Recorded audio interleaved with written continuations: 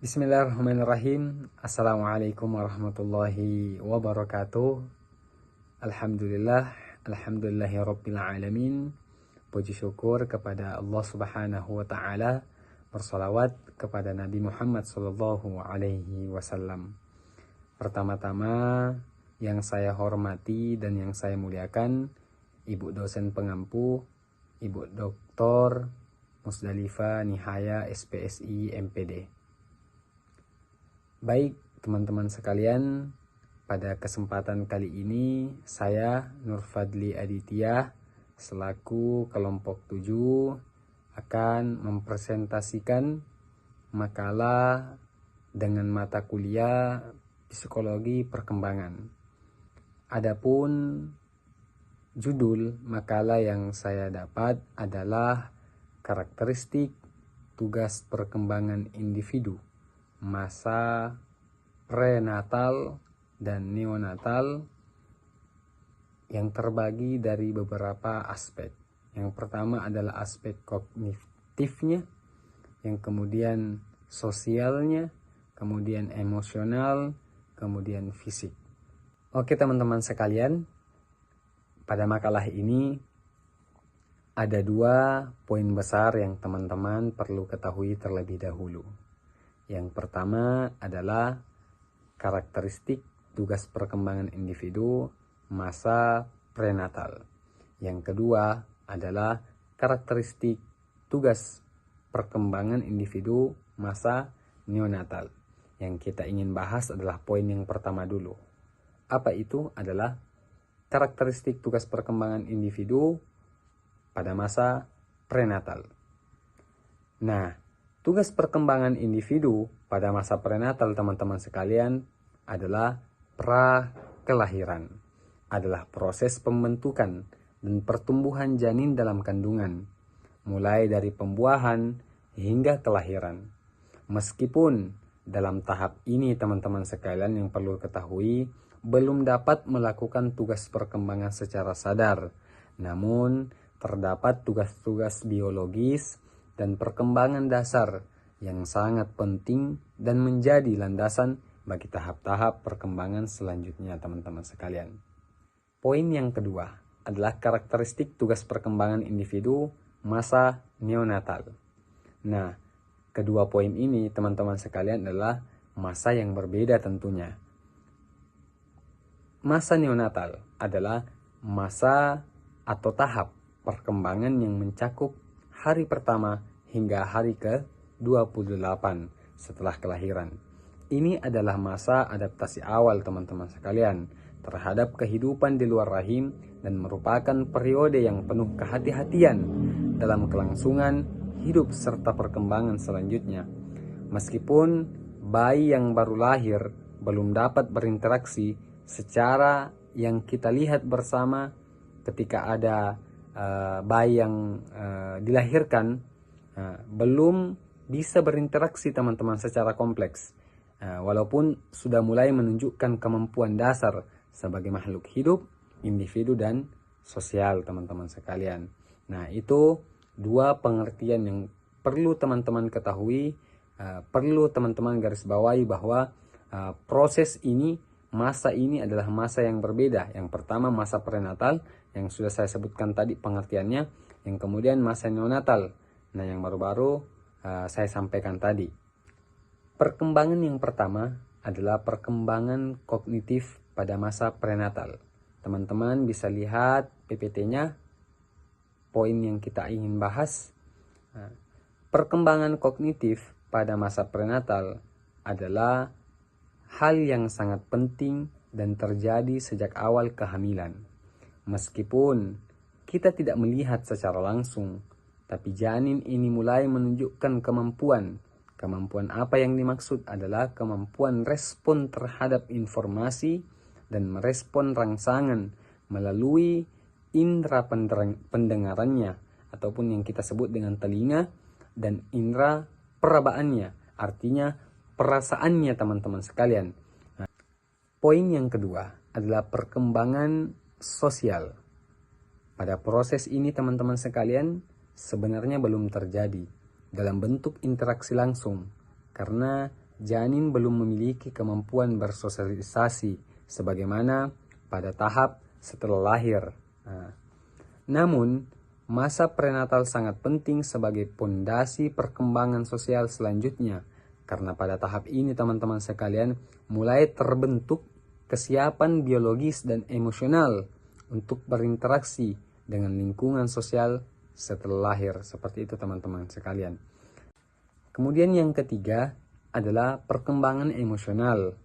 Nah, ikatan emosional ini teman-teman sekalian mulai terbentuk antara ibu dan janin, terutama melalui sentuhannya, suara, dan detak jantung. Nah, ini juga yang menjadi perkembangan emosional ketika ibu mengalami yang namanya stres teman-teman sekalian, atau keadaan bahagia. Nah, ini akan memengaruhi sistem saraf janin melalui hormon yang berdampak pada regulasi emosi dan perilaku sosial anak di masa yang akan datang. Poin yang keempat adalah perkembangan fisik. Pada tahap ini, tugas-tugas perkembangan individu pada perkembangan fisiknya adalah bersifat biologis dan fisiologis teman-teman sekalian, karena janin ini mengalami pertumbuhan yang sangat cepat dan kompleksnya. Nah, perkembangan fisik ini tentu teman-teman ketika mendengar ada istilah perkembangan fisik, maka terpatri di dalam pikiran kita bahwa perkembangan fisik ini, masa prenatal ini adalah terbentuknya struktur tubuh dasar. Dimulai dari satu sel menjadi embrio dan kemudian janin dengan organ tubuh lengkap. Nah, artinya perkembangan struktur tubuh yang dasar sekali dulu. Nah, yang kedua, pertumbuhan dan pematangan organ-organ tubuh. Nanti selanjutnya saya akan bahas di pemaparan materi teman-teman sekalian. Kemudian yang selanjutnya yang kita ingin bahas teman-teman sekalian adalah perkembangan kognitif pada tugas perkembangan individu masa neonatal. Yang kita sudah sebutkan tadi bahwa pada masa neonatal ini adalah masa kelahiran, hari lahirnya bayi pada hari pertama dan sampai hari ke-28. Perkembangan kognitif yang pertama, kemampuan kognitif bayi yang baru lahir ini masih sangat terbatas teman-teman sekalian. Tapi perlu diingat, otak dan sistem sarafnya ini sudah mulai bekerja dan menunjukkan tanda-tanda awal suatu proses informasi. Pada tahap ini tugas perkembangan kognitif bersifat dasar, seperti yang saya katakan tadi, terbatas teman-temannya, tapi merupakan pondasi yang paling penting bagi kemampuan seorang bayi, baik itu cara berpikirnya, baik itu cara belajarnya, dan mengenal lingkungan pada tahap selanjutnya. Kemudian yang kedua adalah perkembangan sosial. Perkembangan sosial ini adalah masih sangat awal, namun sekali lagi menjadi poin penting, pondasi penting untuk hubungan sosial jangka panjang. Sudah mulai terbentuk interaksi awal antara bayi dengan pengasuh yang tadi terutama ibunya memiliki peranan penting dalam membangun hubungan emosional dan kelekatan yang menjadi dasar perilaku sosial di masa yang akan datang teman-teman sekalian. Pada perkembangan ini teman-teman, bayi itu mulai menunjukkan sebuah ekspresi dasar seperti menangis. Tentu teman-teman kalau melihat bayi yang baru lahir, tentu mengeluarkan sebuah tangisan ya teman-teman sekalian. Kemudian ada kalanya bayi itu tenang saat digendong, atau tersenyum refleks ya. Respon emosional ini masih sangat sederhana, namun penting sebagai dasar regulasi emosi.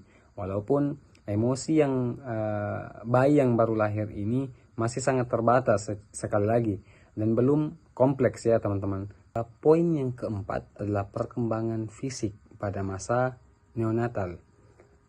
Tentu sangat berbeda ya teman-teman sekalian, ketika bayi yang masih dalam kandungan dengan bayi yang sudah lahir, tentu beda perkembangan fisiknya. Kalau tadi perkembangan fisik pada masa prenatal itu baru pemantapan organ-organ tubuh, yang kemudian selanjutnya yang dibahas tadi adalah sel yang mulai terbentuk dari zigot kemudian berpindah pada embrio teman-teman ya.